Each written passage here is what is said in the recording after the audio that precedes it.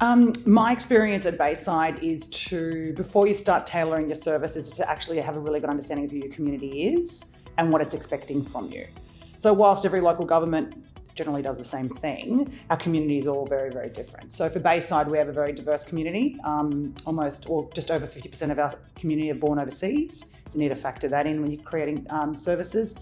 And we also need to look at how they use your services and are we designing them correctly. So there is a bit of a stock take that needs to happen at the very beginning to see if we're matching our actual customers' expectations, and then an ongoing program to understand how to measure it moving forward. We do that at Bayside by having some customer experience principles, which are some really basic one-liners that say, our community will always feel, or our community will always have access to, for example. And every time we're designing a new service or a new product, we should be checking that against those principles to make sure that we're all aligned and meeting our customers' needs.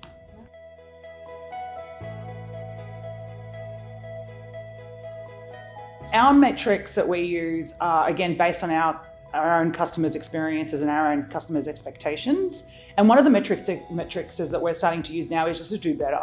And I know that sounds really simple, but it actually is very achievable for our staff to say, this is where we're at, what does better look like for you, and how can you measure that better, and agreeing to what that measurement is, and then coming back in the quarter or whenever it is and seeing how they go. We've got industry benchmarks and things like that we keep in the back of our mind, but we don't necessarily always target them.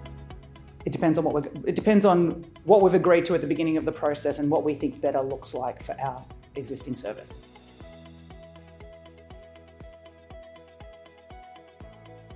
At the moment, we're looking at how our frontline staff can provide as much information as possible to the customer in the first instance. That's one of our key principles, so the customer doesn't have to keep coming back and asking for more.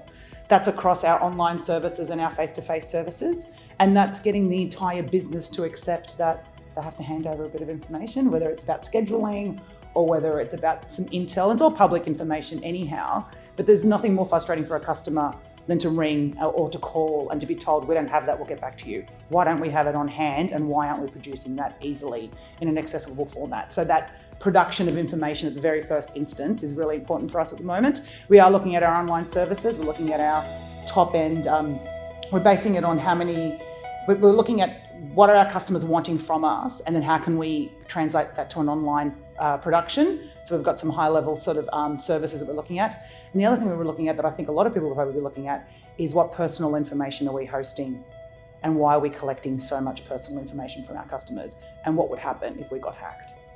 So we're doing a bit of an assessment on that as well.